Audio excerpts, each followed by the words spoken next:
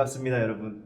오늘은 저희가 10월에 진행되는 주민협의체 준비 모임에서 이제 그 생태도시라는 주제를 가지고 좀 이야기를 나누려고 해요. 근데 그냥 저희끼리 얘기 나누는 것이 아니라 그 생태, 도시 생태에 관련돼서 이제 글도 쓰시고 여러 가지 활동을 하셨던 선생님이 계셔가지고 오늘 특별히 또 모셔서 같이 이야기를 나누게 되었습니다. 저희 옆에 계신 분은 최송용 작가님이십니다. 작가님 잠깐 인사하시고 소개 잠깐 해주시면 어떨까요? 안녕하세요. 이런 좋은 자리에 초대해 주셔서 감사합니다. 보통 소개는 이 호스트가 좀 멋있게 이제 해줘야 되는데 제 입으로 하라고 하니까 저는 그냥 지금 현재는 글 쓰고 있는 사람이고요. 주로 도시 그리고 생태, 여행 관련된 글을 쓰고 있고요.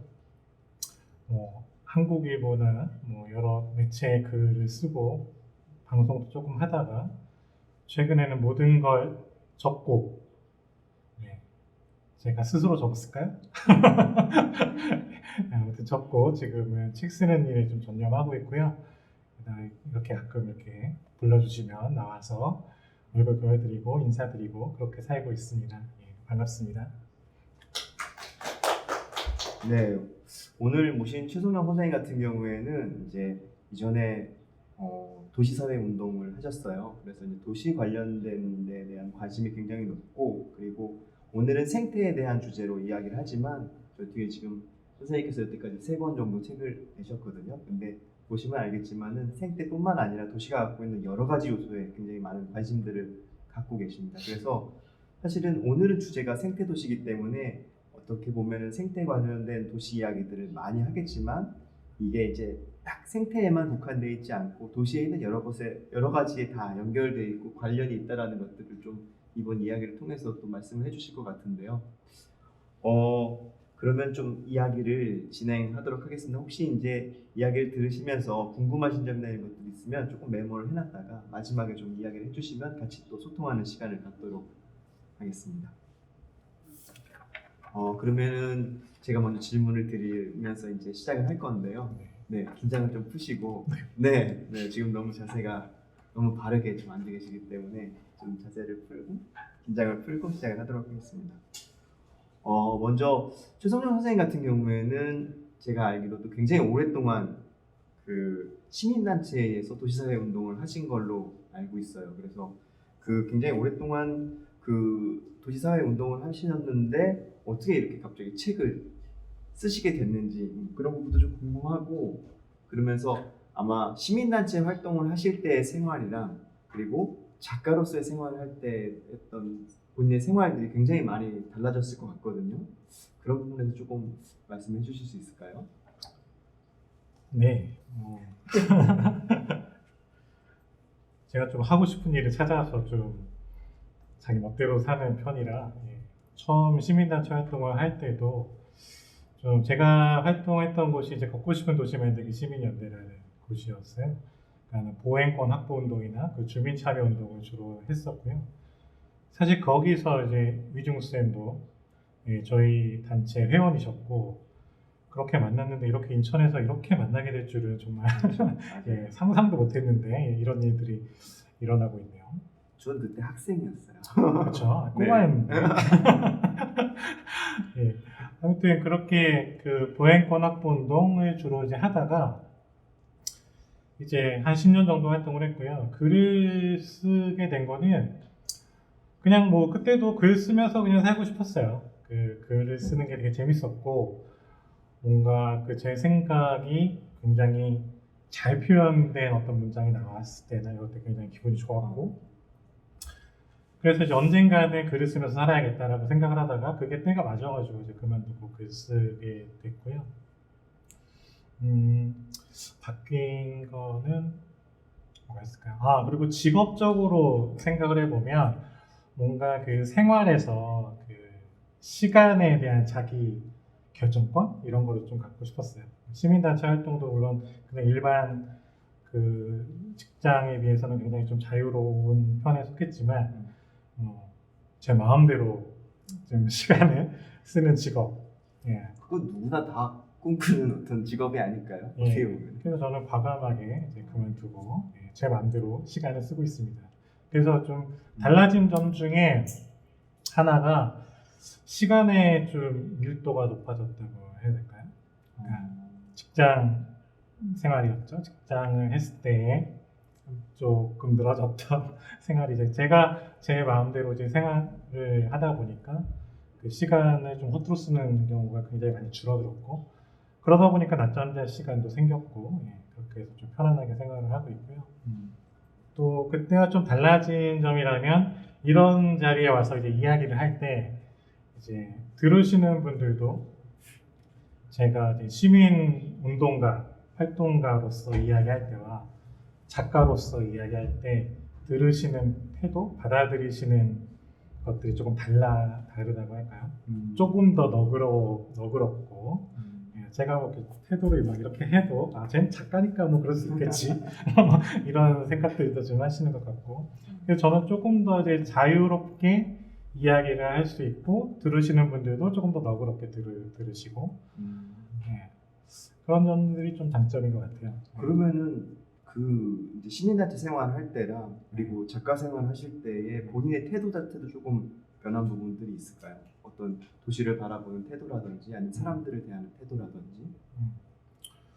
그 도시를 바라보는 것 어쨌든 뭐든지 이제 제가 이제 하는 일이 그 전에 도시사회 운동을 했을 때도 도시에 대한 일이었고 지금 글을 쓰는 것도 이제 도시에 대한 글을 많이 쓰기 때문에 어떤 일을 하느냐에 따라서 제가 보이는 것들이 달라지는 것 같아요. 관심 있게 이제 보는 것들도 달라지고.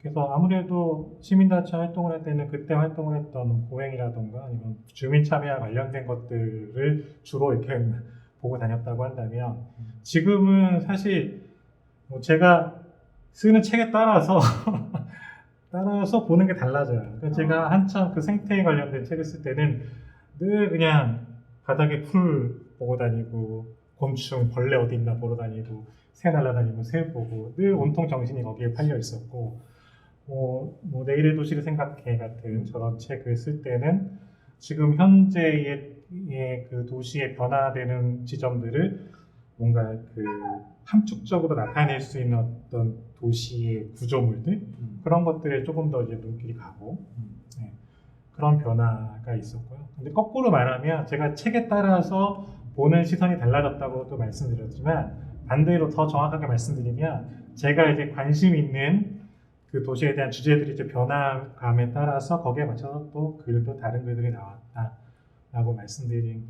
게 조금 더 정확한 말씀인 것 같아요. 작가님의 그러니까 관심에 따라서 그것들이 이제 책으로 엮여지는 거게 되는군요. 알겠습니다. 사실은 이 도시라는 공간이 굉장히 어떻게 보면은 효율적으로 만들어진 어떤 시스템이거든요. 그 안에는 대중교통도 있고 그리고 여러 사람들이 굉장히 효율적으로 모여 살기 위한 어떤 어떻게 보면 개발품인 아파트 같은 것도 잔뜩 있고요. 그리고 이 도시를 지탱하는 여러 가지 시스템들 그리고 굉장히 활력적으로 움직이는 생산 라인들 뭐 이런 것들이 굉장히 많아서 사람들이 도시에 살면서는 굉장히 좀 바쁘게 생활하고 어떻게 보면은 본인들은 굉장히 효율적으로 살아가고 있다라고 생각하게 되는데 그래서 아마 굉장히 도시에 살면은 농촌에 살면은 이제 지나가면서 풀도 보게 되고 이제 계절의 변화라든지 그리고 뭐 비가 오든지 하늘이 뭐 구름이 이쁘다든지 이런 것들을 자주 보게 될 텐데 아마도 도시 생활하면 그런 것들을 자주 보지 못하게 되는 것 같아요. 근데 이렇게 바쁜 어떻게 살아가는 도시 생활 속에서 처음에 책을 쓰신 게 이제 생태 관련된 책이잖아요. 근데 도시 속에 있는 생태에 관심을 두게 되었는지 그리고 이 도시 속에서의 생태는 과연 어떤 의미가 있을까? 뭐 이런 것들에 대해서 작가님의 생각을 조금 들어보고 싶은데요. 지금 말씀하신 거 이렇게 생각을 해보면 공간에 따라서 달라지는 것 같지는 않아요. 그러니까 도시에도 구름이 있고요. 그렇죠, 있죠. 제가 지금 이렇게 가재울역에서 걸어오면서 여러분들도 최근에 보셨는지 모르겠는데 지금 한참 기러기들이 그 시베리아에서 우리나라로 이렇게 막 넘어오고 있는 시기거든요. 그래서 기러기가 이 마을에 내려오나요? 내려앉진 않죠. 그래서 이 동네에서 기러기를 보기는 아마 힘들 텐데 지금이 볼 수 있는 시기입니다. 지금은 전국 어디에서든 기러기를 볼 수 있어요. 저도 걸어오면서 봤어요. 그러니까 얘네들이 지금 날아가면서 주로 얘네들은 그 바닥에 있을 때보다 앉아있을 때보다 날아가면서 이제 소리를 많이 내거든요.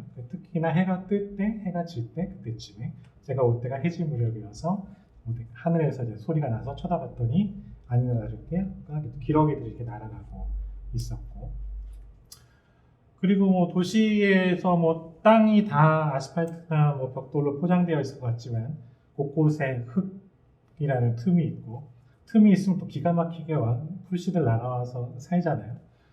그리고 우리가 인공적이든 약간 자연과 인공이 섞인 것 같은 공원 같은 것도 만들고, 그래서 그런 속에서 자연은 우리가 마음껏 배척하든 말든 상관없이 도시라는 것 자체도 이제 지구 생태계 안에 존재하는 곳이기 때문에 늘 관찰할 수 있죠.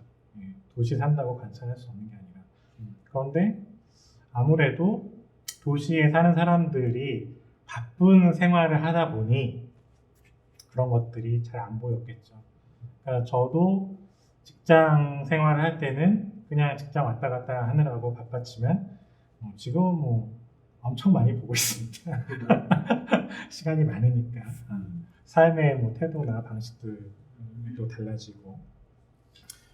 제가 처음 이제 도시에서 생태 관찰을 좀 본격적으로 하게 된 계기라고 하면 사실 뭐 글 쓰는 거하고 좀 관계가 있는데요. 저는 뭐 지금 사는 삶이 온통 글하고 연결이 되어 있어서 처음부터 제가 뭐 도시 생태에 대한 책을 써야겠다 이렇게 마음 먹었던 건 아니고, 그냥 어떤 글이 되건 글을 좀 썼으면 좋겠다 그냥 막연하게 그렇게 생각을 하고 있었는데, 그랬을 때 그러면 내가 갖춰야 될, 글을 쓰는 사람으로서 갖춰야 될 기본적인 자질이 뭐가 있을까 이런 것들을 좀 생각을 해보다가 자연에 대한 것이 좀 생각이 들었어요. 지금 생각해보면 꼭 글 쓰는 사람만이 갖춰야 될 자질이라고는 생각하지 않는데, 이제 그때 생각을 했을 때 내가 자연에 대해서 내 옆에서 자라는 풀이나 뭐 나무에 대해서도 제대로 알지 못하면서 글을 쓸 수 있을까? 그런 생각을 좀 했거든요. 그래서 혼자 이제 막 그런 과학책들을 찾아보기 시작을 했어요. 그래서 저는 뭐 이 풀의 이름이 뭐고 나무 이름이 뭐고 이런 것들 관심이 있지만, 조금 더 관심 있는 것들은 걔네들이 이제 어떤 방식으로 살아가고 있는지, 생태계가 어떻게 꾸려지고 있는지, 진화는 어떻게 되는지 이런 것들이 좀 궁금했어요. 그런 것들을 이제 공부하고 있는 틈에 또 숲 해설과 양성 과정이라는 게 공고가 난 거예요. 그거를 보게 됐죠. 그래서 기왕에 내가 공부할 거 그냥 혼자 공부하는 것보다 이런 데 들어가서 같이 공부하면 좋겠다. 또 공부를 하면서 또 자격증도 따면 좋을 것 같고 예, 뭐 그런저런 생각에 이제 들어가서 공부를 하게 됐죠. 그러다 보니까 이제 하루 중에서 자연에 대해서 공부하는 시간이 굉장히 많이 늘어났어요. 오전 시간에는 거기 가서 이제 숲해설과 양성 과정을 듣고, 오후에는 이제 집에 와서 이제 생명과학에 대한 책들을 많이 읽고, 그거를 이제 막 하다 보니까 처음에는 제가 글을 쓰기 위해서 자연에 대해서는 좀 알아야 되지 않을까라고 생각을 했던 거에서 그게 이제 뒤바뀌어가지고 이 자연에 대한 글을 쓰고 싶다라는 생각으로 좀 바뀌었어요. 이게 너무 재밌는 거야. 그래서 내가 이것들을 풀을 하나 봤을 때, 그리고 그들이 살아가는 것들을 하나하나씩 알게 됐을 때 느꼈던 어떤 희열, 즐거움 이런 것들을 조금 다른 사람들도 같이 느꼈으면 좋겠다라고 생각이 들어서 이제 글을 쓰게 됐고, 그랬을 때에 저 시티 그리너리라는 책이 이제 그런 책인데요. 이제 저게 이제 생명과학 책이에요. 과학책이죠. 근데 이러한 것들을 다른 사람들한테 이야기를 할 때 어떤 무슨 이야기 관문 같은 게 필요하다고 생각을 했고, 그 이야기 관문이라는 거는 어디 멀리서 찾는 게 아니라 내 주위에서 쉽게 볼 수 있는 자연물들을 이야기 관문 삼아서 생명과학을 풀어냈으면 좋겠다라는 생각을 했어요. 그래서 예를 들면은 3월에 뭐 꽃눈이 부풀어 오른다, 이제 그런 것들 이제 눈에 보이잖아요. 그러니까 그거를 매개로 해서 이제 식물들은 어떻게 계절 변화를 감지하는가 뭐 이런 식의 이제 이야기로 이제 연결되는 그런 글을 이제 쓰게 되니까 점점 더 이제 동네에 뭐가 있는지 내 이야기를 해줄 수 있는 동식물들이 어디 있는지를 더 자세히 보게 됐고 또 너무나도 자연스럽게 제가 도시에 관련된 활동들을 오랫동안 해왔기 때문에 이런 숲해설가 수업을 들으면서도 늘 보통은 저기 뭐 산속이거나 아니면 멀리 이제 잘 갖춰져 있는 숲이나 생태계가 아주 다양성이 풍부한 곳이나 이런 것들을 가는 것들을 좋아하는데 저는 숲해설가 교육을 받으면서도 늘 동네가 눈에 들어왔어요. 저희 동네에 살고 있는 동식물들. 이제 그러한 것들이 제가 이제 도시 속 생태를 관찰하게 된 계기라고 이제 말씀드릴 수 있을 것 같아요. 어떻게 보면은 이제 처음에 공부를 시작해서 숲 해설가 양성 과정이라고 할까요? 네. 하여튼 그게 굉장히 큰 계기가 된 거네요. 그걸 통해서. 그렇죠. 네. 근데 이제 좀 궁금한 것은 이제 보통 숲 해설가 이렇게 얘기한다 그러면 저희가 좀 이론적으로나 이제 그 식물에 대해서 그냥 어떻게 보면은 그리고 큰 숲이나 이런 데서 이제 숲 해설가 숲을 본다는 어떤 관점, 시점 자체가 조금 감상적인 부분들도 있고 그래서 제가 그걸 되게 싫어했어요. 그때 그래서 제가 숲해설가 양성 과정을 하는데 사실 그게 이제 환경단체 그 각 광역 지자체별로 한두 개씩 지정되어서 양성 과정을 운영을 하거든요. 인천에서는 이제 환경단체에서 그걸 하는데 하다 보니까 아무래도 이제 자연의 아름다움이라던가 자연에서의 공생이라던가 이런 것들을 굉장히 좀 강조하는 경향들이 조금 있었고 그래서 저는 과학적인 사고를 굉장히 중요하게 생각하기 때문에 보기 다 저거 아닌데 이런 생각들을 좀 많이 했었죠.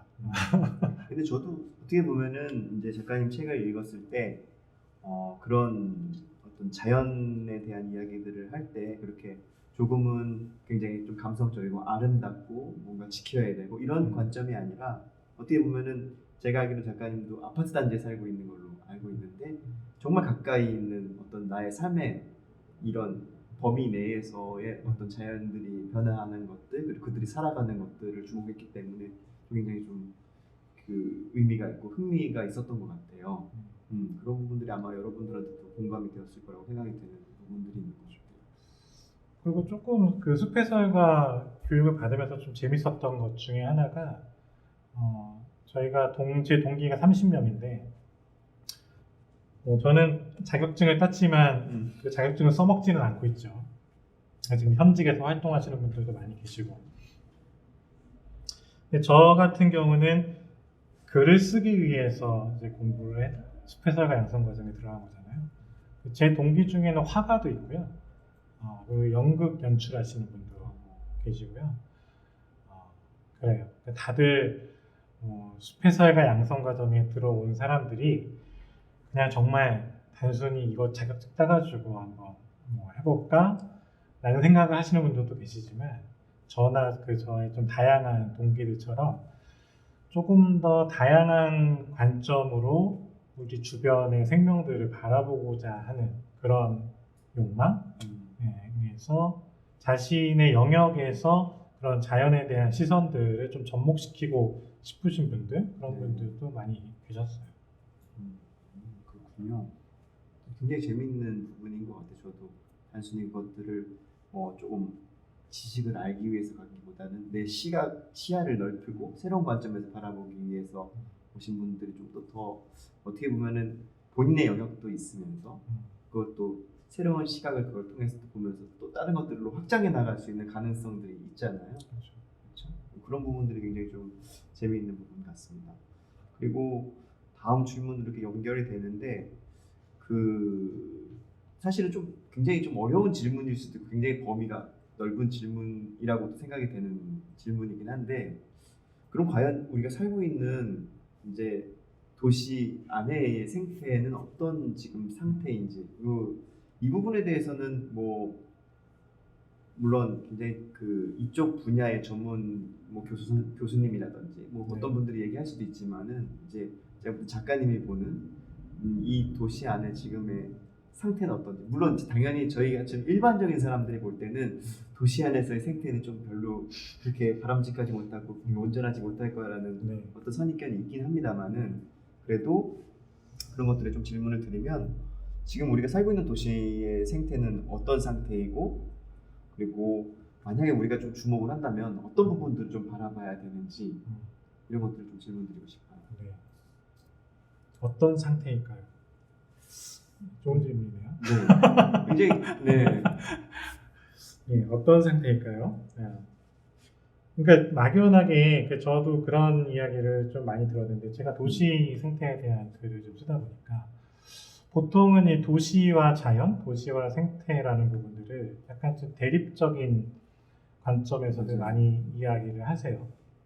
그리고 어느 정도는 사실이고, 그러니까 두 가지 측면이 다 같이 있는 것 같아요. 대립적이기도 하지만 또 하나는 어쩔 수 없이 또 생태계 안에 포함되어 있는 곳이기도 하고. 그래서 우리가 이제 자연을 되게 꿈꾸고 자연을 그리워하는 것처럼 보이지만 사실은 또 자연이 굉장히 또 위험하잖아요. 무섭고. 그 도시라는 공간은 굉장히 다양한 인공적인 구조물과 제도를 가지고서 자연의 그 무서움, 어려움, 이러한 것들로부터 우리 인간들을 보호해주는 공간이라고도 생각이 들어요.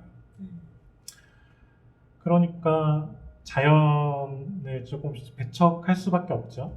그럼에도 불구하고 우리는 또 우리도 자연의 일부이기 때문에 자연을 늘 갈구하는데, 그래서 도시 안에서도 그런 친환경적인 자연스러운 그런 공간들을 좀 만들고 싶어하고, 그래서 이제 우리가 선택한 것이 나무를 심죠. 저희는 자연 친화적인 공간을 되게 좋아하는 것 같지만 사실 우리가 좋아하는 건 나무입니다. 나무. 그러니까 우리가 인간이 관리할 수 있는 형태의 자연, 생태, 이러한 것들이 도시 속에서 우리가 원하는 생태의 모습이 아닐까 생각이 들고요. 풀 같은 경우에도 우리가 예쁜 꽃들을 이제 많이 심죠. 그러면 이제 또 잡초가 막 자라죠. 잡초는 배죠. 잡초가 아무리 예쁜 꽃을 피워도 뵙니다. 그 잡초라는 게 딴 게 아니라 우리가 심지 않은 풀이 잡초인 거거든요. 걔가 아무리 예쁜 꽃을 피워도. 그러니까 그 말인즉 우리는 도시 속에서 우리가 관리할 수 있는 정도의 자연을 좀 원하는 경향이 있다라는 부분이 있고요. 그럼에도 불구하고 또 우리는 도시도 자연 생태계 안의 일부이고, 우리가 이렇게 생각을 해보면 도시라는 공간이 이렇게 물이 하나 흐르고 그 옆에 이제 좀 평평한 그런 지역에 보통 이제 도시가 생기거든요. 그 주변은, 우리나라 같은 경우는 주변은 또 산으로 둘러싸여 있고, 그래서 시가지를 제외하면 굉장히 다양한 공간에 산도 있고 물도 흐르고 그런 곳에서는 자연이 존재합니다. 그래서 그런 아이들이 또 시가지로도 막 넘어오고, 특히나 뭐 겨울철 같은 경우에 도시에서 보면 아파트 단지에 그 산새들이 굉장히 많이 나가거든요. 그런 이유는 산 속보다도 어떻게 보면 도시의 아파트 단지 안에 나무가 더 다양한 수종이 많이 있어요. 산에 가면은 쭉 보면 다 비슷한 뭐 참나무만 쫙 있고 뭐 소나무만 쫙 있고 뭐 이런 경우도 굉장히 많이 있거든요. 근데 우리는 다양한 꽃나무를 심기 때문에 거기에 비추어서 또 다양한 열매들이 열리고, 그러면 이제 산 속에 열매가 부족한 겨울이 되면은 먹이를 찾아서 한번 오죠. 여기 이 아파트는 저희 아파트, 제가 살고 있는 곳인데, 얘는 황조롱이가 매년 옵니다. 아마 여러분 이 동네에도 분명히 있습니다. 분명히 있어요. 그러니까 우리가 자세히 보지 않아서 모르지만 자세히 보면은 분명히 있습니다. 그런 식으로 이제 우리 도시 생태는 우리가 관리하려고 하는 것과 또 완전히 100% 야생, 그 중간 어디에선가의 모습을 이제 갖고 있죠. 그러면은 우리는 과연 도시에서 우리가 꿈꾸는 생태의 정도는 어느 수준일까? 야생과 관리 중 어느 지점 정도가 우리가 받아들일 수 있는 자연이고 우리가 친환경적인 삶을 꿈꾼다면 어느 정도 선에서 받아들일 수 있을까? 이런 부분들은 살아가는 사람들이 이제 생각해 봐야 되는 문제인 것 같아요. 그래서 제가 지금 새 이야기를 했지만 새가 살려면 벌레가 있어야 되거든요. 우리는 나무를 좋아하고 새를 좋아하지만 벌레는 싫어합니다. 그렇죠. 그래서 만약에 정말 난 정말 생태적인 도시에 살 거야 그러면은 이 벌레를 어느 정도까지 수용할 수 있을지. 우리가 그래도 무당벌레는 괜찮아, 오케이, 예쁘거든요. 근데 요 옆에 얘는 좀 징그럽죠. 얘는 무당벌레 유충입니다. 예. 그래서 무당벌레가 도시에서 살아남으려면 이 유충일 때 모습을 들키면 안 돼요. 얘는 그래도 조금 그 중에서도 예쁜 축에 속하는 유충인데 진짜 징그럽습니다. 요거까진 받아들여도 지금 보시면 요게 개망초 꽃인데 개망초 꽃에 지금 진디 보이시나요? 진디들 많이 있죠. 그러면 얘네들이 무당벌레가 먹죠. 진디가 살려면 약을 치면 안 돼요. 약을 치면 안 돼. 안 친 풀에 진디가 와서 즙을 먹고 살면은 걔네들을 무당벌레가 먹고 그러면 새가 날아와서 이제 먹죠. 이 연결고리를 우리는 어디까지 수용 가능한가 하는 부분을 한번 생각해 볼 문제인 것 같아요. 그러네요. 도시는 어떻게 보면은 생태 도시를 꿈꾸면서 우리는 나무를 심고 그 나무 외에 우리가 관리하지 못하는 외의 어떤 식물들에 대해서 굉장히 어떻게 보면 배타적으로 다 베어내거나 아니면 관리되지 않고 모기가 나온다, 뭐 벌레가 많이 생긴다 이런 이유로 다 그것들을 이렇게 없애버리게 되는데 사실 과연 그런 것들이 정말 생태적인지에 대해서는 한번 고민해 볼 필요가 있는 것 같아요.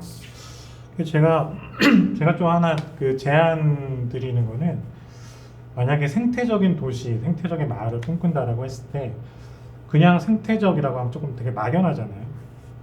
그리고 그냥 정말 자의적인 나무만 심어놓고 생태적이야 이렇게 생각할 수도 있고 그래서 저는 조금 구체적인 목표를 조금 세워보면은 새가 날아오는 도시 정도를 한번 목표로 삼아보면 어떨까. 제가 이제 굳이 새라는 거를 말씀드리는 거는 새는 이제 우리가 도시에서 우리가 이제 받아들일 수 있는 생태계의 최상위 포식자인 것 같아요. 멧돼지랑 같이 살 수는 없잖아요. 근데 이제 최상위 포식자가 산다라는 거는 그 밑에 이제 생태계가 어느 정도 그 잘 돌아갈 때 이 맨 위에가 사는 거거든요. 저 아까 뭐였죠? 황조롱이가 살려면 네. 참새도 많이 있어야겠죠. 그렇죠. 그 참새가 새끼 한 마리를 키우려면은 몇만 마리의 곤충 애벌레가 필요합니다. 한 마리 키우기 위해서. 그런 식의 이제 것들이 이제 되는 거죠. 그리고 우리가 뭐 가로수를 심거나 나무, 뭐 아파트 단지에 나무를 심을 때도 그런 걸 한번 좀 생각해 볼 수 있겠죠. 기왕이면은 새의 먹이가 될 수 있는 그런 나무를 한번 심어볼까라고 생각을 할 수 있죠. 그리고 나무는 그러니까 새가 그리고 어디인가에서 살아가려면 세 가지 조건이 필요한데 하나는 먹이가 있어야 되고 하나는 둥지를 지을 수 있는 공간이 있어야 되고 또 하나는 몸을 숨길 수 있어야 돼요. 그래서 가로수가 이렇게 쭉 있는 게 그게 가로수가 이제 새들의 먹이가 되기도 하지만 그 사이사이로 이렇게 새들이 막 날아다니거든요. 뭐 붉은 머리 오목누리처럼 이렇게 작은 새들은 요 우리가 낮게 심어놓는 뭐 화살나무나 이런 관목들 사이에서도 막 날아다녀요. 그게 없으면은 무서워서 못 다녀요. 여기에서 저 찾기를 건너려고 하면은 몸이 노출되잖아요. 그러니까 그래서 걔네들이 살게 하려면 이렇게 녹지 띠가 이렇게 쭉 연결된 게 굉장히 좀 중요해요. 그래서 요런 것들을 잘 모르면 그 도시에서 이런 생태 축 뭐 이런 거 할 때 띠가 뭐가 열리려고 이런 얘기들을 하는데 그게 도대체 뭐가 중요하지? 가로수 쭉에 있는 게 생태적인 거랑 무슨 관계지라고 생각할 수 있는데 이렇게 새들의 이동이나 이런 것들을 생각해 보면 그 연결되는 것들이 굉장히 중요하죠. 그 이런 것도 이것도 저희 아파트 바로 앞 단지에 있는 건데 굉장히 뭐 익숙한 익숙하죠. 풍경이죠. 매년 있는 일이죠. 예전에는 사실 이거를 이제 강전정이라고 하는데 약전정은 살짝 자르는 거고 강전정은 이렇게 귀둥만 남겨놓고 다 잘라버리는 거를 강전정이라고 하는데 예전에는 거의 플라타노스만 저렇게 잘랐어요. 그게 이제 생육이 굉장히 빠르거든요. 근데 이제 다른 나무들은 사실 우리 도시의 나무들이 그렇게 크지 않았어요. 생각해보면 도시의 나무를 심은 지가 그렇게 오래되지 않았어요. 가로수 심은 게 일제강점기 때 개화기 이때 시작된 거거든요.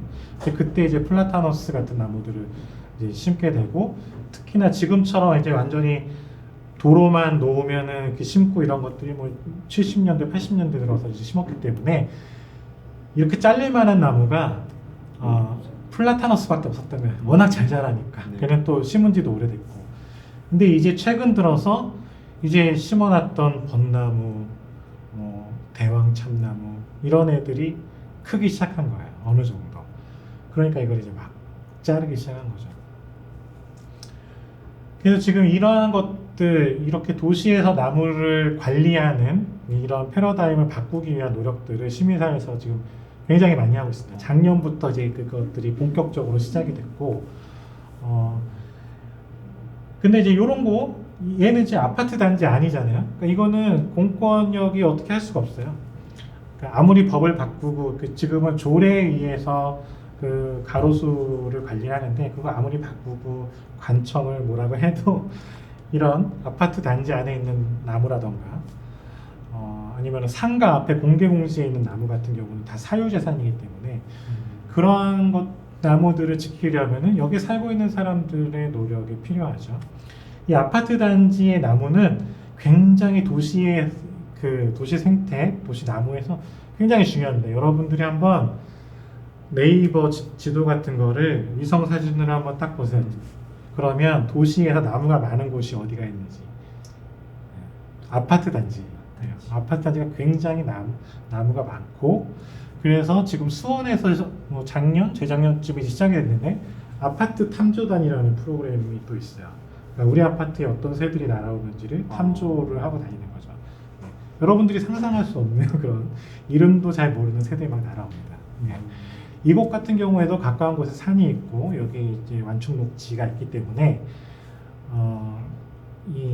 그냥 우리가 살고 있는 주거지까지도 많은 새들이 날아올 거예요. 그러면 그들과 어떻게 더불어 살지, 우리는 어떤 환경을 만들어주면 좋을지, 이렇게 약간 좀 구체적으로 새와 더불어 사는 도시를 한번 생각해 보면 이런 나무를 자를 때도 여기 까치둥지 엄청 날아갔겠죠? 그런 것도 이제 생각해 볼 수 있는 거죠. 지금 말씀을 해주시면서 하여튼 우리 도시가 어떻게 보면은 그 자연 생태계를 유지할 수 있는 방법이라든지 그리고 그런 생태적인 요소들을 어떻게 유지시켜야 되는지에 대해서까지 포함해서 좀 말씀을 해주신 것 같아요. 근데 제가 좀 더 궁금한 점들이 있어서 거기에 대해서 좀 물어보면 이 도시 안에 있는 어떻게 보면은 인공적으로 만들어지거나 또 일부는 굉장히 또 자연 어떤 생태계에 의해서 또 만들어진 부분도 있지만 대부분이 인공적으로 만들어졌잖아요. 근데 이런 인공적인로 만들어진 도시 안의 생태에서는 어떻게 보면 최소한적으로 좀 뭔가 틈새? 그러니까 우리가 좀 어떻게 보면은 그 도시 안에서의 어떤 생태의 다양성을 유지하기 위해서 그리고 지금 도시 안에서 같이 살고 있는 여러 동식물들의 어떤 생존을 위해서 틈새들이 좀 있어서 거기서 또 다양한 것들이 좀 생겨날 수 있고 보호막 같은 역할을 할 수 있을 것 같은데 그런 틈새들이 어떤 것이 있고 그런 것들을 만들 수 있는 방법들이 어떤 것들이 있을지 좀 여쭤보고 싶은데요. 생태적 틈새. 네, 생태적 틈새. 라는 거는 그 생태학적 용어인데. 네, 제가 좀 공부를 했습니다. 제 책을 읽으셨나 보네. 네, 그렇죠. 예. 그 생태적 틈새라고 하는 거는 이제 각각의 어떤 종들마다 살아가는 환경이 이제 다르다는 거죠. 나무 한 그루를 놓고 보더라도 곤충을 한번 예를 들어 봅시다. 어떤 곤충은 꽃이 피면 꿀을 따먹고, 어떤 곤충은 잎을 먹고, 어떤 곤충은 그 수액을 먹고, 어떤 곤충은 뿌리에서 살고, 어떤 곤충은 낮에 나오고, 어떤 곤충은 밤에 나오고, 어떤 곤충은 5월 달에 날아다니고, 어떤 곤충은 9월에 날아다니고, 이런 식으로 시간적으로도 그렇고 공간적으로도 그렇고 다양한 환경에서 자기만의 이제 자리를 차지하고서 이제 살아가는 거죠. 그렇기 때문에 지금과 같이 이 지구상에 이렇게 다양한 생명들이 살아갈 수 있는 것은 각자 자신의 생태적 틈새를 발견해내고 그 공간들에서 살아가기 때문인 거죠. 우리가 이제 어떤 개발 같은 거 할 때 늘 나오는 것 중에 하나가 맹꽁이가 발견됐다. 네. 그래서 이제 개발을 반대하는 사람들은 맹꽁이가 이제 그 뭐죠? 멸종위기 2급이죠. 1급 멸종위기 1급은 뭐냐면 당장이라도 멸종할 것 같은 애들이 1급이고요. 2급은 지금은 많을 수도 있어요. 근데 지금 추세대로 가면 가까운 시일 안에 멸종될 애들이 2급이에요. 그래서 맹꽁이가 맨날 나오니까 야 맨날 있는데 이 멸종위기종 맞아? 라고 사람들이 많이 얘기하는데 이 추세로 가면 없어진다 이거예요. 그리고 개발하는 데 계속 걔네들이 나오는 이유는 우리가 개발하려고 하는 땅과 맹꽁이들이 살아가는 땅이 겹치기 때문이에요. 이런 얘기들 많이 하거든요. 여기 국토의 3분의 2가 산인데 맹꽁이도 저기 산에 가서 살면 되지 뭘 그걸 걱정을 하냐라고 하는데 걔네들은 거기 가서 안 살아요. 이런 얕은 늪지대, 이런 습지에서 살거든요. 근데 우리가 웬만한 땅들은 다 개발했기 때문에 우리가 개발을 하려고 하는 땅 중에는 습지가 많아요. 우리가 매립을 한다라고 할 때 우리는 인천 갯벌이 있는 인천에 살기 때문에 매립하면 갯벌을 떠올리지만 내륙에 있는 습지들도 굉장히 많이 매립을 하거든요. 그래서 이제 공사를 할 때마다 맹꽁이가 나오는 거죠. 그래서 우리가 맹꽁이의 생태적 틈새를 지켜주지 않으면 맹꽁이는 멸종합니다. 우리랑 잘 겹치니까. 그런 것들은 우리가 굉장히 주의 깊게 이제 봐야 되는 것들이죠. 그리고 제가 보면은 풀 같은 것도 이제 중요한 이유가 풀이 없이 나무만 있는 곳과 여기에 풀이 자란 곳과 완전히 다른 환경인 거죠. 우리가 봤을 때 비슷하지만 그 안에 살아가는 이제 작은 곤충들 입장에서는 완전히 다른 환경인 거죠. 그래서 만약에 우리가 다양한 종의 다양한 동식물들과 함께 살고 싶다라고 했을 때는 뭐 한쪽은 그래 여기는 그냥 풀을 다 깎아버릴 거야. 여기는 잔디라는 하나의 종으로만 쫙 해낼 거야. 라고 하더라도 그럼 여기는 요 정도는 그래도 그냥 풀밭 그냥 놔둬볼까? 라는 정도가 있으면 그러면 다양한 풀밭만 놓고도 다양한 생태적 틈새가 생기는 거죠. 그러면은 조금 더 하나의 풀만 살았던 때와는 다른 다양한 동물들이 이제 살 수 있는 거고, 우리가 이제 생태공원을 떠올리면은 생태공원에 늘 있는 게 물이거든요. 물이 왜 있냐면 물 하나를 놓음으로 인해서 굉장히 다양한 생태적 틈새가 생기기 때문이에요.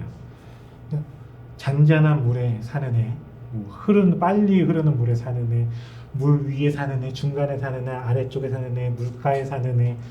제가 지금 말씀드리는 거는 뭐 동식물, 뭐 수소곤충, 뭐 어류 다 포함해서 입니다. 그래서 뭐 생태하천을 만든다라고 하면 여울과 소를 만들어야 된다. 그건 뭐냐면 어디는 그 하천의 유속을 빠르게 하고 어디는 천천히 흐르게 하고 천천히 흘러야 거기에 알도 날 거 아니에요. 빨리 흘러야 거기서 조금 몸을 피하기도 하고 그런 식의 다양한 환경들을 만들어주는 것들이 중요한 거죠. 그래서 만약 우리가 요 가까운 공원을 좀 생태적 다양성이 살아있는 공간으로 만들고 싶다라고 하면 좀 다양한 환경들을 일부러라도 우리가 감당할 수 있는 수준에서 이렇게 만들어 놓으면 좀 좋을 것 같고 안타깝게도 여기 그 완충 녹지도 제가 가봤는데 예, 메마른 물이 있더라고요. 예. 굉장히 관리하기 힘들죠. 하고 또 모기 생긴다고 하고 하니까. 근데 그게 있는 것과 없는 것은 굉장히 큰 차이입니다. 예. 근데 여기는 그래도 그 물이랑 사람이랑 너무 가까이 있어서 생태공원처럼 그 정도의 생태적 다양성을 추구할 수는 없겠지만 그래도 물이 있는 것과 없는 건 굉장히 큰 차이다. 라고 말씀드릴 수 있을 것 같아요. 작가님 지금 말씀하신 데서 지금 제가 이제 판단하기로는 어떻게 보면은 물이라는 게 어떤 도시 생태 틈새에서 굉장히 중요한 요소가 되는 거네요. 그러니까 지금 우리가 도시에서 대부분 공원을 만든다는 거는 우리가 바라보기 위해서 만드는 것들이 굉장히 많은 것 같아요. 그렇죠. 그러니까 뭐 우리가 알고 있는 물이 있는 공원, 뭐 전 지금 잠깐 생각난 게 호수공원 생각했거든요. 근데 호수공원은 말 그대로 그런 생태적인 공원은 아니고 말 그대로 그냥 물을 담아놓고 보기 위한 어떤 그런 공원이잖아요. 근데 그런 부분들을 조금은 다르게 생각해야 되겠다는 생각이 좀 들었고, 그렇죠. 그 생태공원의 연못의 호수는 일단 사람이 가까이 가지 못하게 하고 사람의 시야를 가리는 풀들을 막 심고 그러죠. 근데 거기에서는 사람보다는 사람 이외의 생명들을 더 중요하게 생각을 하니까. 제가 한 3주 전쯤에 청주에서 KBS 청주에서 이런 도시 생태 관련된 다큐 촬영이 있어서 간 적이 있는데 거기서 이제 무심천이라는 하천이 청주 시내를 이렇게 관통을 하거든요. 거기에 이제 막 걸어 다니면서 계속 걸으래. 계속 발을 한번 찍고 네. 드론 띄워서 막 찍고 막 이런 식으로 그래서 걷기만 하다 왔는데 이렇게 막 다니다가 거기가 정말 무심천도 굉장히 기니까 어떤 공간은 완전히 체육공원처럼 만들어 놓은 공간이 있고 어떤 공간은 그냥 손 놓는 데가 있어요. 물론 길은 다 있죠. 자전거 길이나 산책로는 있고 그 이외의 공간들은 자연스럽게 이제 놓아놓은 곳이 있는데 이 프로그램을 기획한 PD가 창원 사람이에요. 창원 사람인데 이제 저한테 제가 막 얘기를 하니까 그리고 그 카메라 감독님이 계셨는데 그 카메라 감독님이 청주에서 되게 오래 활동을 하신 분이야. 생태 관련해서. 그러니까는 이곳이 왜 이렇게 방치 되었는지에 대한 사연을 아시는 거예요. 그래서 무심천 살리기 운동을 시민들이 했고 그 결과 이 공간만큼은 자연적으로 놓아두자라고 해서 이렇게 풀들이 많이 자라는 공간이 됐다라는 이야기를 이제 카메라 감독님이 하셨어요. 그랬더니 이 PD가 깜짝 놀라면서 나는 왜 여기를 이렇게 방치해놨는지 몰랐다고 지금 처음 알았다고 그 얘기를 하시더라고요. 그분이 창원 분이라고 했잖아요. 창원이 우리나라 1호 계획 도시거든요. 그렇죠. 그래서 어마어마하죠. 계획 딱 각 잡아서 계획 잡기로 아주 유명한 곳입니다. 그래서 그분은 그런 곳에서 아주 관리가 잘 된 하천을 보다가 무심천에 딱 봤더니 이거는 관리를 안 한 곳으로 이제 보였던 거예요. 그러다가 이제 그분도 이 프로그램을 이제 만드는 과정 속에서 여기가 그냥 방치된 게 아니라 시민들의 노력으로 자연스러운 공간으로 남겨둔 곳이구나라는 걸 이제 알게 된 거죠. 그렇네요. 역시 이게 얘기를 계속 들어보면서 어떻게 보면 우리가 도시에서 뭐 대부분 그렇지만 도시에서 낳고 도시에서 굉장히 오랜 시간 이제 생활을 하다 보니까는 그 도시에 익숙하지 않은 어떤 것에 대한 것들을 굉장히 좀 그렇게 가치를 좀 낮게 보고 그런 것들을 좀 없애거나 관리되지 않은 것에 대해서 어떻게 보면 좀 거기에 대한 귀중함을 이렇게 잘 알지 못하는 부분 같아요. 근데 이런 것들 얘기를 들으면서 좀 느꼈던 게 작가님 과연 그러면 어떤 식으로 이런 도시 안에서의 세세한 것들을 관찰하시는지, 그러니까 일반적으로 볼 땐 도시 안에 이렇게 여러 가지 어떤 생태계가 있고 그들이 어떻게 생활하고 이런 거에 대해서는 주목을 안 하고 저기 방치됐네? 약간 새들이 왔네? 그냥 그 정도고 어떤 종류의 새들이 있는지 다 이제 어떻게 보면은 알지 못하잖아요. 대부분이 그냥 참새가 있네 정도, 뭐 까치가 있네 정도일 것 같은데 어떻게 이제 작가님 같은 경우는 도시 안에서의 생태계를 관찰하시는지 조금 궁금한 게 저희도 이제 도시 안에서 생활하다 보니까는 도시 안에서의 어떤 생태를 관찰하는 어떤 본인만의 좀 노하우나 팁이 있다고 그런다면 네. 그런 것들 좀 얘기해 주실 수 있을까요? 네, 그 책이 12월에 나옵니다. 그렇군요. 네. 네, 미리 조금 알려드리면 그러니까 도시에서 자연을 관찰을 할 때 저는 가장 큰 장점, 좋은 점이 뭐가 있을까라고 생각을 해보면 똑같은 애를 계속 볼 수 있다라는 거거든요. 그러니까 어디 되게 멋진 생태적으로 다양성이 풍부한 어느 공간에 가서 관찰을 하고 보면 그 순간의 멋진 모습을 보고 올 수는 있는데 걔가 어떻게 살아가는지까지 내가 느끼기는 힘들어요. 그렇게 상상은 할 수 있겠죠. 그렇죠. 근데 이제 도시에서 내가 다니는 동선에 있는 애들을 유심히 관찰하다 보면 걔네들도 나와 같은 공간에서 1년 하루하루를 살아가는 애들이구나, 살아가려고 이렇게 노력을 하고 있고 나의 동료구나, 이런 느낌들을 좀 많이 받을 수가 있어요. 그러니까 벚나무를 한번 예를 들어보면 우리가 벚나무는 보통 4월 1일에서 10일까지만 보지 않습니까? 네, 벚꽃 지고 나면은 이 나무가 벚나무인지도 잘 모르죠. 조금 관심 있는 분들은 이 자리에서 벚꽃이 폈으니까 이 나무가 벚나무겠지, 예, 라고 알고 있습니다. 예, 그렇죠. 근데 이제 자세히 보면 여러 가지 글을 볼 수가 있어요. 3월 말 정도 되면 벚나무 겨울눈이 이게 막 부풀어 오르는 게 이제 눈에 보이기 시작합니다. 얘가 겨울 내내 이제 준비하고 있다가 이제 막 피려고 막 옆에 보니까는 매화나 뭐 산수유 벌써 다 폈네. 얘네들이 이제 좀 져야지 내가 좀 관심을 받을 텐데. 재고 있죠. 그래서 질 때쯤 되면 딱 피죠. 그럼 쫙 피면 이제 벌들이 이제 막 날아옵니다. 벌이 얼마나 배가 고팠겠습니까? 겨울 내내 배고프게 있다가 벚꽃이 피기 전에 벌들을 많이 볼 수 있는 데가 회양목. 회양목은 요렇게 네모나게 우리가 보통 자르는데 네. 그 나무 울타리로 이제 많이 심는 곳인데 꽃이 또 조그맣고 녹색이어서 거기 꽃이 피는지도 잘 몰라요. 근데 3월 말 정도 되면 꽃이 피는데 향이 좀 강합니다. 배고픈 꿀벌들이 회양목에 굉장히 많이 가요. 거기 있다가 이제 거기서 이제 찌끔찌끔 먹다가 벚꽃이 폈으니 얼마나 좋겠어요. 뷔페인가요? 가서 이제 막 먹죠. 자세히 보면은 꿀벌만 날라오는 게 아니라 각종 꽃등에 말벌들 여러 있습니다.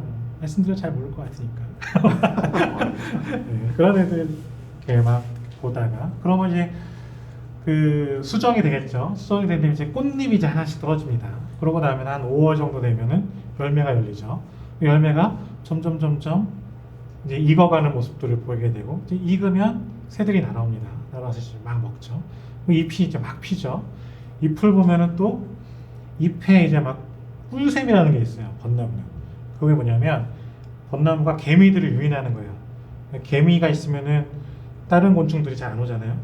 자기 잎을 지키기 위해서 개미들한테 꿀 조금 주면서 이제 지키는 거죠. 그런 것도 이제 눈에 보여요. 그리고 6월, 7월 되면은 가지 사이에 이제 그 겨울눈이 조금씩 나오기 시작합니다. 우리 겨울눈 그러면 겨울에 만들 것 같죠? 네, 여름에 만듭니다. 겨울눈을 만들려면 식물이 뭘 먹고 살아요? 태양을 먹고 살죠. 광합성을 해야 태양 에너지가 빵빵하게 있어야 그거를 받아가지고 광합성을 해서 나도 먹고 살고 겨울눈도 만들 수 있는 거죠. 그렇게 해서 이제 만듭니다. 보면 이 녀석들 벌써부터 겨울 준비를 하고 있네? 뭐 이런 거 보이죠? 근데 이제 가을 정도 되면은 점점 이제 단풍이 듭니다. 단풍나무와 은행나무만 드는 건 아니잖아요. 벚나무 단풍도 빨갛게 아주 예쁘게 들어요. 얘는 왜 들까? 광합성 막 하다가 이제 더 이상 안 할 거니까 엽록소 안 만들래. 아껴야겠죠? 안 만드니까 점점 이제 빨갛게 돼서 떨어지죠. 그렇게 해서 떨어뜨린 상태에서 겨울을 쫙 나고 또 이제 3월이 되면은 겨울로는 이제 조금씩 이제 부풀어 오르다가 이제 눈치 보다가 빵 터트리는 그런 것도 이제 보이죠. 그냥 어느 한순간에 벚나무 꽃이 활짝 핀 곳을 가서 와 예쁘다 하고 와서는 절대로 느낄 수 없는 내 주위에 살고 있는 나무들의 일년 살이 이런 것들을 볼 수 있죠. 거미도 볼 수 있습니다. 우리가 동물도 보고 싶은데 동물은 막 돌아다니니까 보기가 한 살이 보기가 힘들죠. 다행히 거미는 한 군데 딱 붙어 있어가지고 보기가 편합니다. 붙어 있는 애 있으면 가끔 새가 날아와서 잡아먹기도 하겠죠. 걱정 없습니다. 옆에 또 붙어 있으니까. 그러니까 얘네들 이제 아래에서 나왔을 때부터 해가지고 점점 커져서 그 거미줄 치는 거, 낙엽이 떨어지면은 막 내려와서 그 낙엽 떼어내는 거, 그 거미줄 수선하고 짝짓기하고 허물 벗고 이런 것들 볼 수 있어요. 예. 그런 거 한번 보고 나면은 거미가 이제 더 이상 이제 징그러워지지 않습니다. 아, 얘 진짜 열심히 사는구나 이런 생각을 하게 돼요. 그렇게 막 보고 있는데 어느 날 우리 그 부지런한 관리사무소에서 거미줄을 싹싹싹 치고 나면은 굉장히 마음이 아프죠. 예. 그럼 그게 이제 저한테는 되게 큰 변화인 거예요. 그 전에 누가 거미줄 치운다고 마음이 아픕니까? 근데 걔네들이 살아가는 거 이제 봤기 때문에 거미줄 정도는 저는 받아들일 수 있는 거예요. 제가 아까 말씀드렸던 어떤 관리된 자연과 야생의 자연 사이에서 저는 그렇게 보면서 조금씩 야생 쪽으로 조금씩 이제 움직이고 있는 거죠. 네. 그래서 어느 날은 저희 아파트 바로 앞에 살구나무가 있는데 살구나무에 애벌레가 꽉 껴가지고 잎 테두리를 이렇게 삥 돌아서 이제 막 먹고 있었어요. 제가 너무도 신기한 게 제가 그걸 보고서 징그럽다 생각을 안 한 거야. 보고서 우와 내가 집 앞에서 이런 멋진 광경을 보게 되다니 그래가지고 막 걔네들 막 사진 찍고 막 난리를 부렸었는데 그 이틀 후에 그 나무를 뱄어요. 너무 벌레가 껴서. 아 근데 사실은 뭐 벌레 좀 낀다고 나무 자르는 건 좀 이상하잖아요. 근데 그곳이 너무나 과밀하게 식재가 되어 있어서 기왕에 나무들이 잘 자라지 못하고 있었어요. 그리고 살구나무 옆에 또 다른 살구나무가 있고 또 매화나무가 있어서 살구랑 매화는 되게 비슷하거든요. 비슷하면은 보통 곤충들은 비슷한 걸 먹어요. 비슷한 과는 옮겨가 다닐 수 있어요. 그러니까 그걸 자른 거는 뭐 크게 나쁜 건 아니에요. 근데 제가 지금 말씀드리려고 하는 건 제가 그걸 자른 다음에서야 아 이게 해충이구나라는 거를 그때 느꼈다는 거. 아, 내가 이렇게 변했네 라는 거를 조금 이제 생각하게 됐죠. 제가 뭐 얘기하다 얘기했지? 지금 자연 관찰. 지금 막 모든 어떤 일련살이. 예. 그래서 자연 관찰하는 법. 예. 예. 한 놈을 계속 본다. 한 놈의 이제 변화되는 모습을 본다라는 거고요. 아까 그 새, 새 같은 경우에는 그 아까 황조롱이 사진이 있는데 제가 황조롱이 사진을 꼭 찍어야 될 일이 있었거든요. 근데 그 황조롱이가 우리 동네에 왔는지 안 왔는지를 알 수 있는 가장 쉬운 방법은 걔가 우는 소리를 듣는 거예요. 네. 아, 그 소리가 있어요. 아, 네. 흉내 내시려고 했죠. 낼 뻔했네. 근데 되게 그렇게 비슷하게 우는 새가 또 있지만 우리 동네에 오는 새 중에 그렇게 우는 애는 황조롱이밖에 없어요. 그 길을 가다가 하늘에서 끼르르 끼르르 이런 소리 있거든요. 목이 잠겨서 잘 안 나는데 예. 그 소리 나면 황조롱이에요. 보면 있어요. 아까 기러기 제가 말씀드렸죠. 그리고 새 소리에 이렇게 막 귀를 기울이다 보면은 내가 이 소리가 참새 소리인지 박새 소리인지 곤줄박이 소리인지까지는 구분이 안 돼도 구분이 안 돼도 아 이게 되게 자주 들리는 새소리구나까지는 내가 알 수가 있어요. 그래서 제가 지금 새 몇 개 말씀드렸죠. 보통은 참새만 알고 계신 분들이 많이 있고 조금 새에 관심이 있으신 분은 박새, 곤줄박이, 딱새 정도는 아시죠.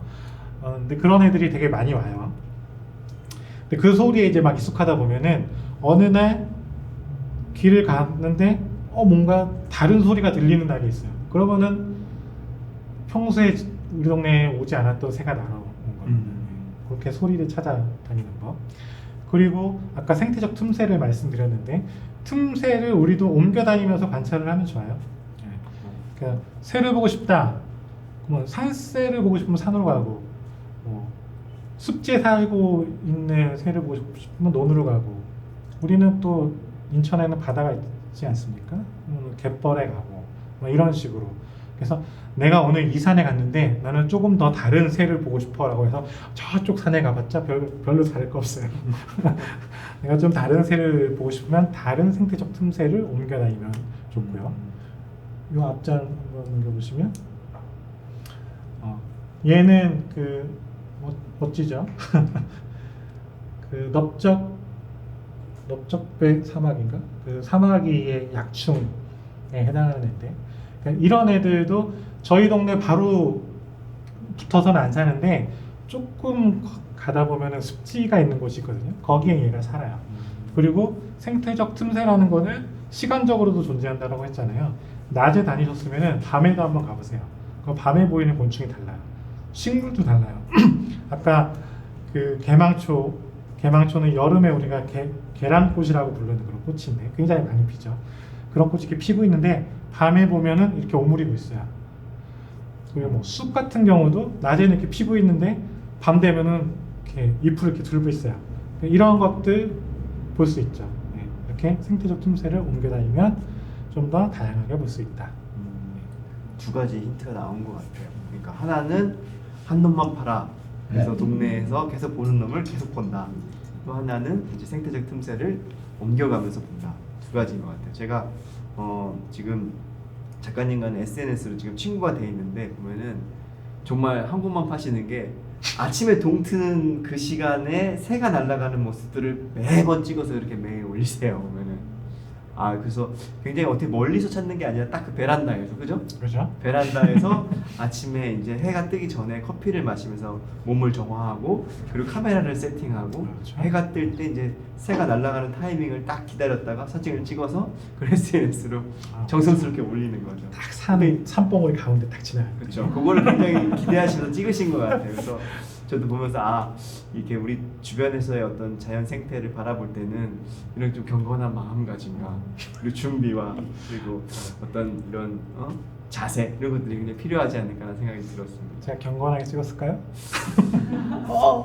저한테 설명을 그렇게 해주셨기 때문에 요즘 집에서 어떻게 지내세요? 이렇게 물어보면은 집에 아침에 좀 일찍 일어나서 커피 한 잔 마시면서 해 뜨는 것 좀 보고 사진도 찍고 글도 쓰고 이렇게 한다고 이렇게 항상 얘기하시기 때문에 좀 그렇게 좀 그건 사실입니다. 상상을 했습니다. 근데 이 생태적인 애들이 어떻게 살아가고 있는지를 알면은 관찰하는 데 확실히 좋죠. 지금 정말 기러기를 제일 많이 볼 때입니다. 제가 아침마다 사진을 찍는 거는 아침마다 그렇게 기러기가 날아다녀요. 여러분도 아침에 해 뜰 때 하늘 보세요. 날아다닙니다. 그거를 아시면은 이렇게 보게 되죠. 그리고 만약에 내가 요거까지만 꼬마 물대새를 보고 싶다. 꼬마 물대새 되게 없을 것 같죠? 근데 되게 가까운 논에 가시면 많이 있거든요. 저희 동네도 옵니다. 근데 걔네들을 보려면 5월, 6월 이때쯤 가는 게 좋겠죠. 그리고 물대새이기 때문에 아무 물가나 가면 좋을 것 같지만 얘네들은 논에 가야지 볼 수 있습니다. 깊은 물에는 살지 않아요. 그러니까 그런 식으로 얘네들의 이제 생태적인 그 특성을, 삶의 특성 이런 걸 알면은 또 관찰해 좋겠죠. 잠깐 저희가 이제 저희 마을 자체가 이제 가재울 마을에서 가자사동 일대거든요.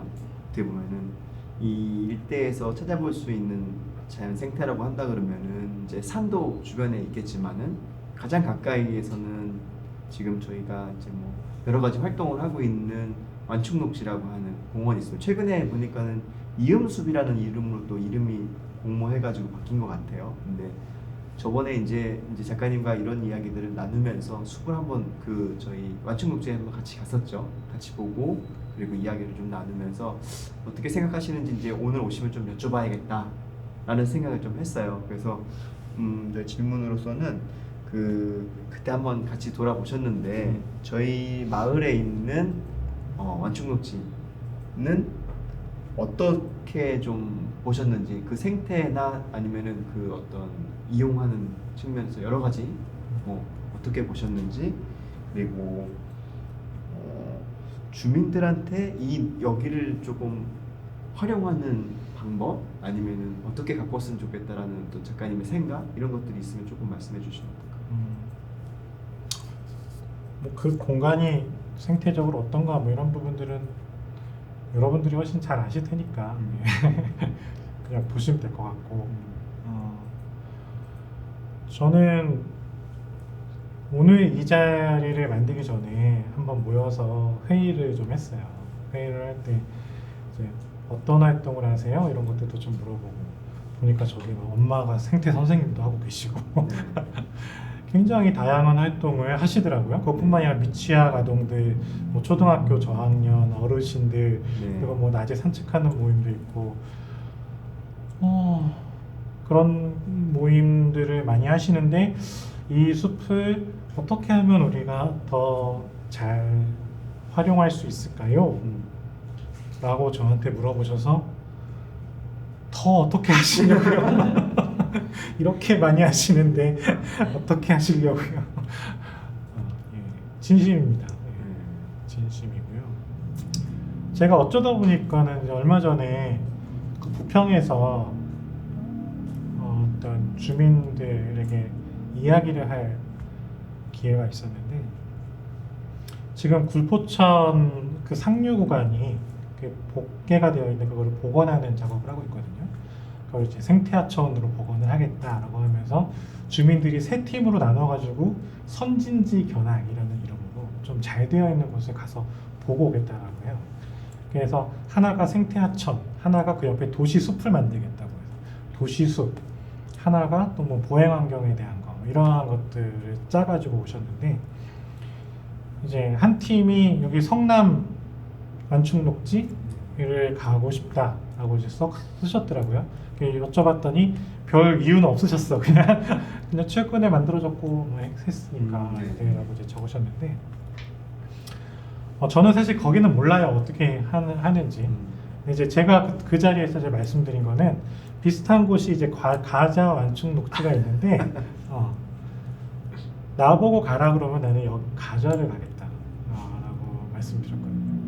그러니까 여러분들이 가서 이제 보셔야 될 거는 여기가 어떻게 조성이 되어 있고 했던 예쁘네 뭐 이런 거를 보려고 하는 게 아니라 실제로 그런 공간을 주민들이 어떻게 이용을 하고 있는지 그 이용을 보고서 그러면은 우리 동네의 완충녹지 이런 도시 숲이 만들어졌을 때 거기도 좀 비슷하죠. 좁은 선형의 이제 숲이 생길 테니까 그게 이제 만들어졌을 때 어떤 식으로 이용을 할지에 대한 영감을 얻으러 이제 가시는 거잖아요. 그렇다면은 주민들이 활동을 하시는 곳으로 가셔라. 제가 또 어쩌다 보니 와서 얘기를 해봤더니 이런 거 하더라. 가서 진짜 하는지 한번 보고 한다고는 써놨는데 다 힘들어 죽겠는데 막 억지로 하고 있는 건지 이렇게 한다고 하는데 여기서 뭘 더 한대더라. 뭐 그런 거 이야기 나눠보시면 좋겠다고 멀리 안 가시지 않으셔도 되겠다 뭐 이런 말씀 드렸는데 그건 정말 저는 진심이고요. 여기 이런저런 곳에서 주민들이 활동하시는 부분들을 이제 많이 봤는데 여러분들이 뭐 즐거우시고 여력이 되시고 하고 싶으시면 뭐든지 많이 하셔도 좋겠죠. 하세요. 근데 그냥 지금도 되게 잘하고 있는데 너무 이거를 어떻게 더 활용을 하지라는 것에 꽂혀서 우리가 굳이 더 하지 않아도 되는 것들까지 해서 힘 빠질까봐 힘들까봐 저는 그게 조금 걱정이고요. 여러 가지 프로그램 중에 만약에 그래도 뭔가 새로운 것들을 하고 싶을 때가 있잖아요. 나 지금 여기에 나무에 팻말을 좀 달고 싶어. 이거 진짜 이번에 했으면 좋겠어. 라고 할 때 뭐 기존의 활동들을 하면서 해도 뭐 전혀 무리가 없다.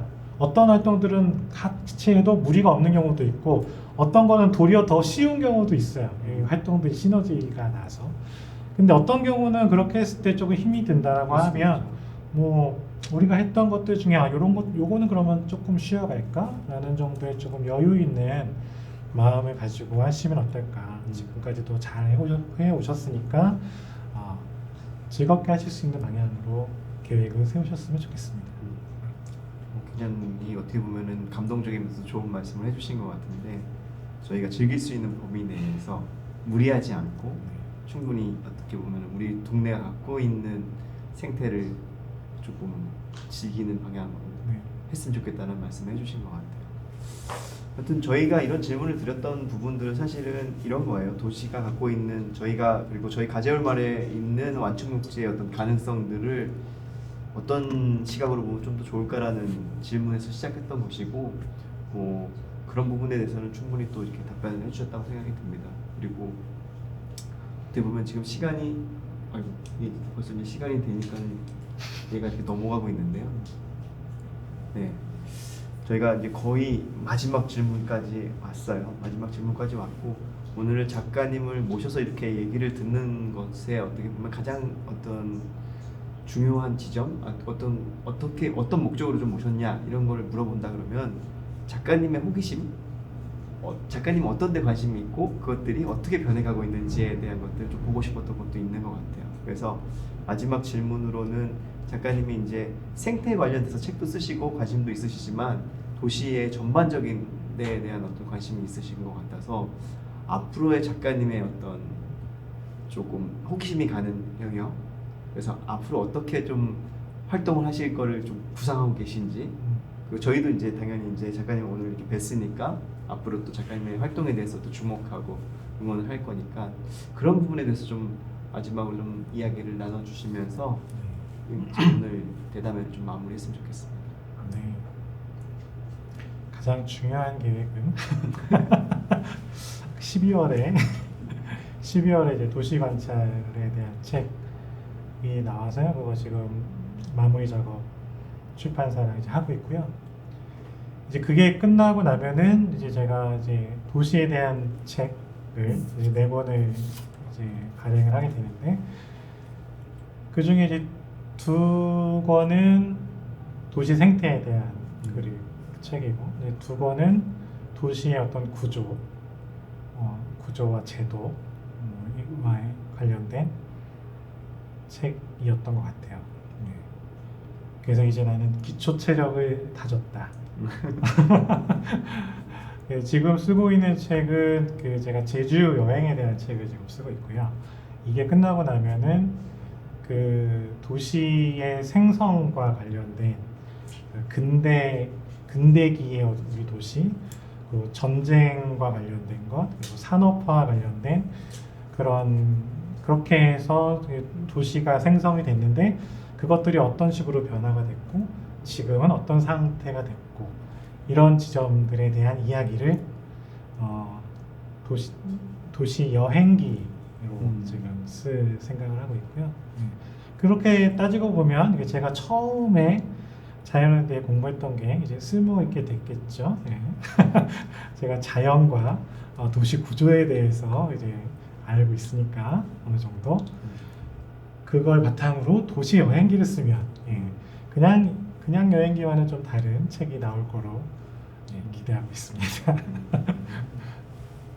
그렇군요. 그 모든 구조와 어떻게 보면은 과학, 생명과학까지 포함해서 도시를 좀 더 재밌게 바라보고 여행하기 위해서 어떻게 보면은 기초 체력을 길렀다. 네. 이렇게 말씀해 주시는 거네요. 그래서 이제 제 책을 읽는 분들은 좀 내가 살고 있는 도시, 마을, 공간을 좋아하게 됐으면 좋겠다라는 바람이 있어요. 그래서 좀 유쾌하게 쓰고 싶은 마음이 더 있고요.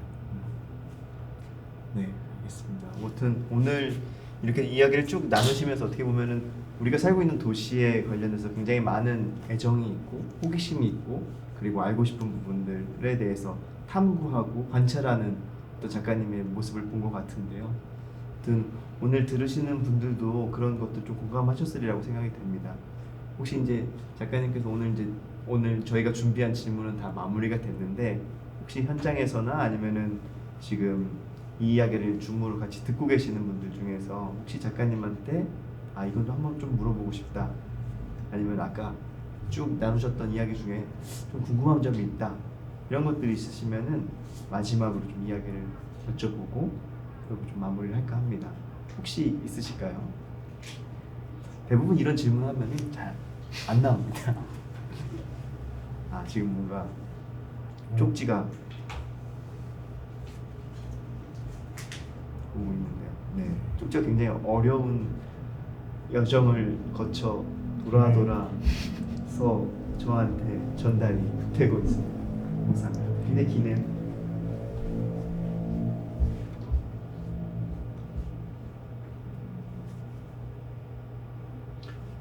좀 어렵기도 한데요. 그럼 안 잘 되는데? 들어보세요. 저는 일단 잘 답이 좀 쉽지 않은 것 같긴 한데, 도시 생태. 아파트나 사유지에 있는 나무는 공권력으로 할 수 없다고 하는데 정말 지키고 싶은 나무를 지킬 수 있는 방법은 무엇이 있을까요? 어렵죠. 어느 분이 질문하셨어요? 이거 어느 분이? 네, 선생님께서 그 질문하셨군요. 지키고 싶은 나무가 어디 있어요? 근데 이미 그 나무는 실패로 베어졌어요. 네. 50년대 문양이었는데 주인이 바뀌면서 갑자기 소리가 나서 뛰쳐나갔더니 나무가 동방면이 다 베어졌어요. 어디에 있던 나무가요? 저 가까이 상남동에 있는 네. 나무였거든요. 근데 저희 주변에 이렇게 집에서 유실수도 있고 감목도 좀 심어놓으셔서 그게 본의 아니게 많이 커가지고 막 오래된 옛날 집 같은 경우는 그런 나무들이 많이 있거든요. 그쵸. 근데 정말 놀라웠거든요. 근데 아까 얘기하실 때 아파트 내에 있는 나무들 그렇게 잘라도 어떻게 할 수가 없다라고 얘기하셨잖아요. 정말 방법이 없는 건지. 그러니까 법적으로는 사유재산이기 때문에 그것을 갖고 있는 분이 마음대로 할 수 있는 거죠. 그러면은 아파트 단지라고 했을 때는 나무는 누구 소유인가? 그 아파트 입주자들의 소유겠죠. 그렇다면 그 나무를 강전정을 할 것인가 말 것인가라는 거는 원칙적으로 아파트 입주자들이 결정할 수 있는 문제입니다. 근데 대부분 그런 것들은 그냥 관리사무소에서 결정하시죠. 그러니까 그게 그 전에는 몰랐다고 한다면, 예, 이제는 그런 것들이 이제 공론화되고 있고 이제 그런 문제들이 있다라는 것들을 많이 알기 때문에 좀 선제적으로 그런 이야기를 나눌 수는 있겠죠. 관리 규약을 바꾼다거나, 우리 아파트는 나무를 어떤 식으로 관리한다라던가. 결국에는 사유지에서 특히나 아파트 같은 경우에서는 아까 관리사무소 말씀을 하셨지만 그곳에 살고 있는 사람들의 위지가 무엇보다 중요하기 때문에 그 부분 하시면은 될 것 같아요. 네. 근데 이제 모르고 그냥 넘어가는 경우가 굉장히 많죠. 예. 저희 아파트도 제가 모르는 사이에 이제 잘려졌습니다. 근데 공식적으로는 이렇게 아파트 단지처럼 사유지이긴 하지만 공공적인 성격을 갖고 있는 도시 나무들의 관리에 대한 제도를 바꾸자라는 노력들을 지금 하고 있고요. 그것이 만약에 제도화가 된다면 그냥 가로수 이외에 아까 말씀드린 상가 앞에 공개 공지나 아파트 안에 있는 나무들도 이렇게 함부로 마음대로 이제 자를 수 없는 경우가 생기겠죠. 네. 가자완충지도 지금 현재 관리하시는 분이 수시로 자르시거든요. 네. 나무를. 네. 이제 그런 것도 법제 안에 다 들어가게 되는 거죠. 만약 그런 조례가 생기거나 이러면. 그렇죠. 그거는 이제 가로수 같은 경우는 이제 어떤 식으로 자른다라는 그 내용이 이제 들어가 있어요. 그러니까 거기에 맞춰서 자르는데 거기에 굳이 크게 강전정을 하면 안 된다 비슷한 내용이 들어있긴 하지만 이제 그런 것들이 있는 건 아니고 또 관례적으로 우리가 그런 것들을 잘라왔고 거기에 대해서 아무도 문제 제기를 하지 않았고 주로 가로수나 도시 나무에 대한 민원의 90% 이상은 나무로 잘라달라는 거예요. 간판에 가리니까 잘라달라. 그것이 90% 이상이거든요.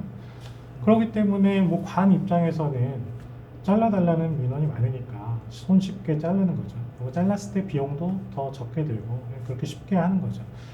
그러한 그 여론을 바꾸려면 그러니까 개개 하나의 나무, 그러니까 지금 그 목련을 살리는 데는 이게 뭐 크게 도움이 안 될 수도 있지만 이런 식의 지금 우리 도시에서 일어나고 있는 도시 나무의 강전정에 대해서 문제 제기를 하고 그것을 바꾸려는 노력들에 이제 힘을 좀 실어주시면 좋겠죠. 인천에서는 지금 인천 녹색연합이 그 활동을 올해부터 하고 있어요. 저도 10만 원 냈습니다. 그래서 이렇게 제도를 바꾸려는 노력과 그리고 또 하나는 실제로 그 주민들도 예를 들면 고양시였었나요? 거기 아파트 단지 출입구에 있었던 벚나무들이 있었는데 그거를 뭘 도로를 확장한다고 하나요? 그런 식으로 해서 자르려는 시도들이 있었고 그래서 많이 잘랐고 그래도 남은 것들은 어떻게 그래 알려진 상태에서 그 나무를 지키고자 하는 사람들이 또 막 몰려나와가지고 결국에는 또 어느 정도는 지켰거든요. 그 잘리다가 말고 지켜진 사례들은 굉장히 많이 있어요, 전국적으로. 그게 이제 지켜진다는 거는 누군가가 목소리를 냈기 때문에 이제 가능했던 일이죠.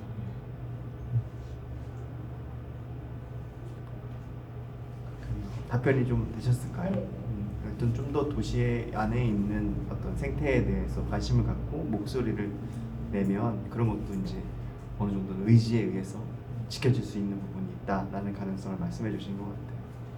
자, 그러면 이제 질문이 끝나셨으면 오늘은 이로써 이제 저희 최성준 선생님을 모시고 도시 생태에 대해서 이야기한 대담회를 마치도록 하겠습니다. 오늘 말씀 감사합니다. 감사합니다.